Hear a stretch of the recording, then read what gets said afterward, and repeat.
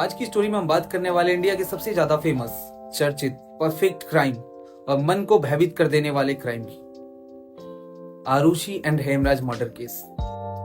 ये नोएडा का वो केस है जिसमें गला काट के मर्डर किया जाता है। एक नहीं, दो मर्डर किए जाते हैं, लेकिन एविडेंस कुछ भी नहीं मिलता।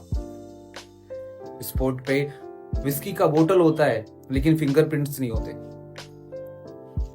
दीवार पे ब्लड जो गिरे होते हैं, चीख चीख के गवाहियां देती है कि मेरा मर्डर हुआ है, लेकिन एविडेंस कुछ भी नहीं होता। यूपी पुलिस इन्वेस्टिगेशन करती है, एसटीआई की टीम इन्वेस्टिगेशन करती है, 2 बार सीबीआई इंक्वायरी होती है, लेकिन एविडेंस कुछ भी नहीं मिलता। सबके अलग अलग थ्योरीज होते हैं। आपको 100 से ज्यादा थ्योरीज मिल जाएंगे Aarushi and Hemraj murder case में। शक की सुई कभी माँ बाप पे जाता है, कभी कंपाउंडर पे, तो कभी हेमराज पे, लेकिन कुछ भी निकल के सामने नहीं आता। एविडेंस 0 होता है। घर में सिर्फ 4 सदस्य थे, घर के बाहर कोई नहीं गया, घर से अंदर कोई नहीं आया, तो मर्डर फिर किसने किया? आज भी एक रहस्य बना हुआ है। सीबीआई ने अपनी पूरी ताकत झोंक दी, लेकिन 9 साल के बाद भी आरुषि के हत्यारे को नहीं ढूंढ सकी। नमस्ते, अस्सलाम वालेकुम। मेरा नाम मोहम्मद दानिश है और आज की स्टोरी में आप लोगों का स्वागत है। ये जो स्टोरी सुनाने वाला हूँ, ये नोएडा के आरुषि मर्डर केस का है। नोएडा का तलवार परिवार एक परफेक्ट परिवार, इसमें टोटल 4 सदस्य होते। राजेश तलवार, नुपुर तलवार, आरुषि तलवार एंड हेमराज। ये परिवार बाहर से बहुत ज्यादा परफेक्ट दिखता है, अच्छे पोजीशंस पे थे सबके सब। राजेश तलवार डेंटिस्ट था, एक बड़े हॉस्पिटल में ब्रांच मैनेजर था, खुद का क्लिनिक था, पेशेंट की भीड़ लगी रहती थी, बिल्कुल बिजी शेड्यूल था। सेम नुपुर तलवार भी डॉक्टर थी, और उसी घर में उसकी बहुत प्यारी बेटी आरुषि तलवार रहती थी। उम्र 14 साल, 9th क्लास की बच्ची थी, बहुत प्यारी थी, अपने माँ से बाप से बहुत प्यार करती थी। और उसी घर में चौथा सदस्य था हेमराज, उम्र 45 साल, रहने वाला नेपाल का। वर्षों से उस घर में वो नौकर का काम करता था, खाने बनाता था, घर की साफ सफाई करता था। आरुषि तलवार उसे अंकल कहकर बुलाती थी और हेमराज भी उसे बेटी कहकर बुलाता था। सबके आपस में रिलेशन बहुत अच्छे थे। 14 मई 2008 आरुषि तलवार अपने फ्रेंडों से चैटिंग कर रही होती है कि बहुत कुछ होने वाला है, मेरा बर्थडे आने वाला है, पार्टी करेंगे, सेलिब्रेट करेंगे साथ में, फादर मेरे को गिफ्ट देंगे। 15 मई सुबह 6:30 बजे सब कुछ नॉर्मल था। आरुषि उठती है, रेडी होती है, स्कूल जाती है और शाम को 4 बजे स्कूल से रिटर्न आती है अपने दादा दादी के साथ। दादा दादी उसे छोड़ के वापस अपने घर चले जाते हैं। शाम 6:30 बजे नुपुर तलवार घर वापस आती है अपने क्लिनिक से। ठीक 9:30 बजे राजेश तलवार भी अपने क्लिनिक से रिटर्न आ जाता है। सब डाइनिंग टेबल पे साथ में बैठते हैं, डिनर करते हैं। तभी आरुषि तलवार कहती है कि फादर, मेरा फेयरवेल आने वाला है, मेरे को नई ड्रेस चाहिए। राजेश तलवार हंस के कहता है, क्यों नहीं, मिल जाएगी नई ड्रेस। हेमराज खाना बनाता है, सबके लिए खाना लेकर आता है। सब खाना खाने के बाद उठ जाते हैं।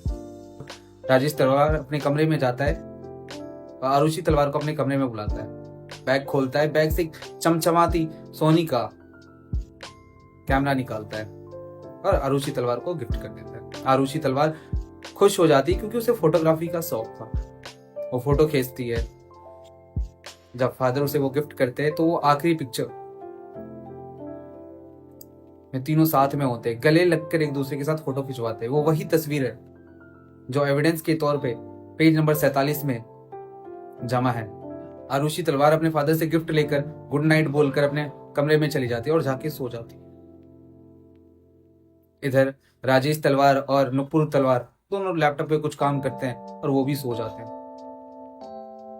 जब सुबह 6:30 बजे उस घर की मेट भारती घर पर आती है तो घर का दरवाजा बंद होता है। वो आवाज लगाती है, बेल बजाती है, लेकिन कोई दरवाजा नहीं खोलता। फिर नुपुर तलवार बाहर आती है और वो पूछती है कि हेमराज नहीं है क्या? तो हेमराज को कॉल किया जाता है और हेमराज का फोन स्विच ऑफ आता है। नुपुर तलवार भारती को ऊपर से की फेंकती, वो लॉक खोलती है और घर के अंदर चली जाती है। तभी राजेश तलवार अपने रूम से बाहर निकलता है और देखता है कि डाइनिंग टेबल पर विस्की की बोतल पड़ी हुई है। और वो देख के बहुत ज्यादा शॉक हो जाता है कि उस विस्की की बोतल पे ब्लड लगा हुआ है। वो दौड़कर आरुषि तलवार के कमरे की तरफ भागता है। हमेशा की तरह वो गेट बंद ही नहीं था। आरुषि का जो गेट था रूम का, वो हमेशा बंद रहता था। उस मॉर्निंग में वो गेट खुला हुआ था। वो जैसे ही रूम के अंदर एंटर करता है, वो चीखने लगता है, रोने लगता है, चिल्लाने लगता है कि मेरी बेटी का किसी ने मर्डर कर दिया।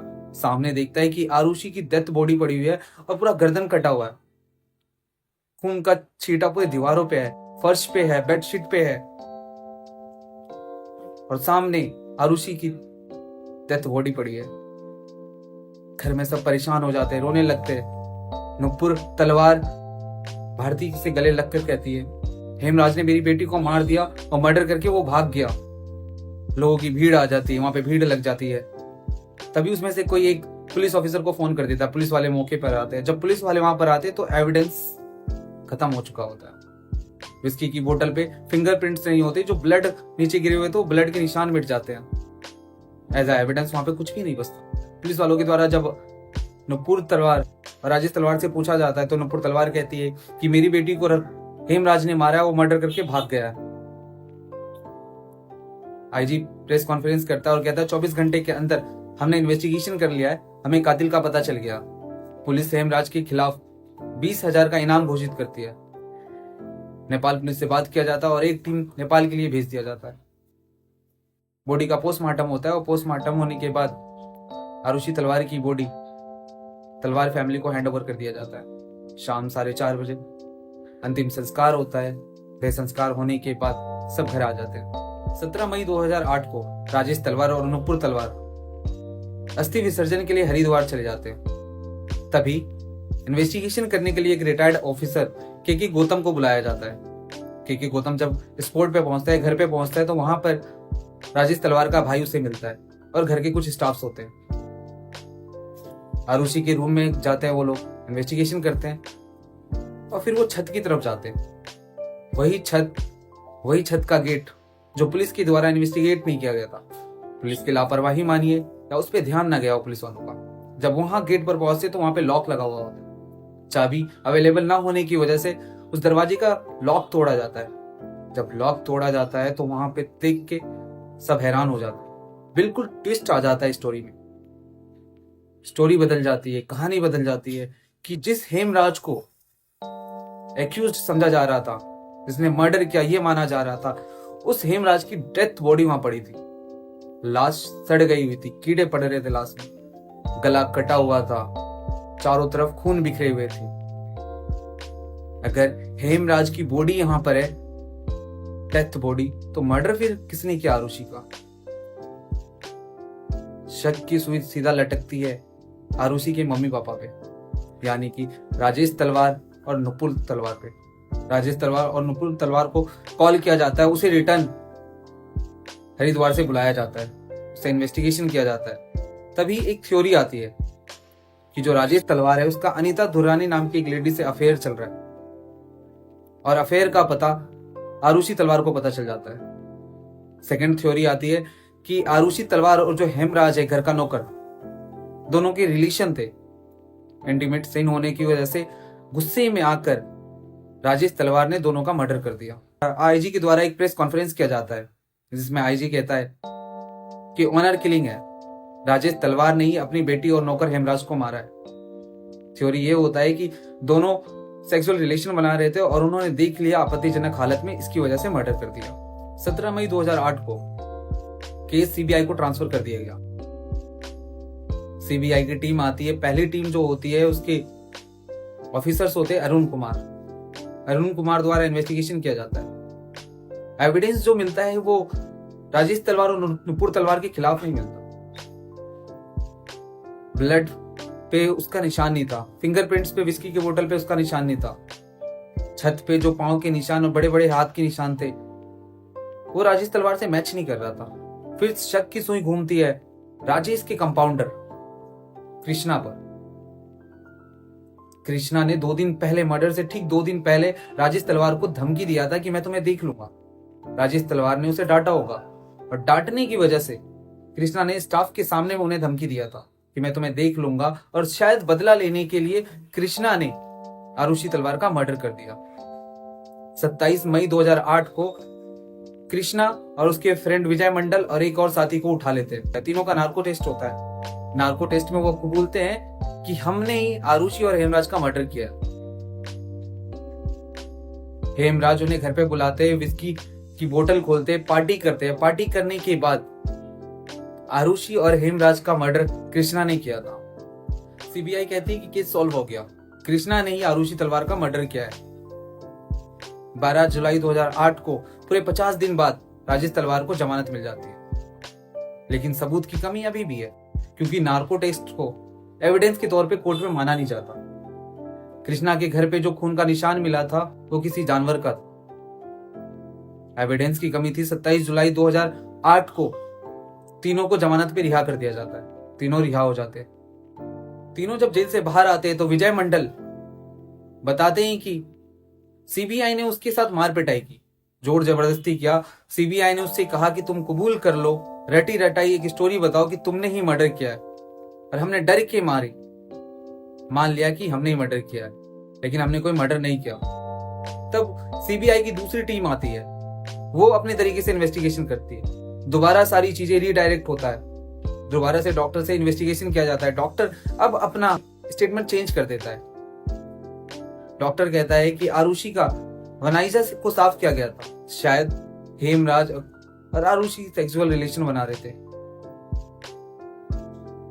कहते हैं हाइनर आरुषि का फटा हुआ था और जो हेमराज था उसका भी प्राइवेट पार्ट सूजा हुआ था। 29 दिसंबर 2010 को सीबीआई क्लोजर रिपोर्ट बनाती है और कोर्ट में सबमिट कर देती है। उसी क्लोजर रिपोर्ट को चार्जशीट बनाकर केस चलाया जाता है। 2 सालों तक केस चलता है। सीबीआई की क्लोजर रिपोर्ट के खिलाफ तलवार फैमिली ने पिटीशन फाइल किया। गाजियाबाद सीबीआई स्पेशल कोर्ट ने 9 दिसंबर 2012 को उनकी क्लोजर रिपोर्ट को खारिज कर दिया। सीबीआई ने आखिरी थ्योरी दिया। राजेश तलवार, पिता की बात कर रहा हूं, उसने आवाज सुनी, आरुषि तलवार की कमरे की तरफ गया और हेमराज और आरुषि तलवार को आपत्तिजनक हालत में देखा।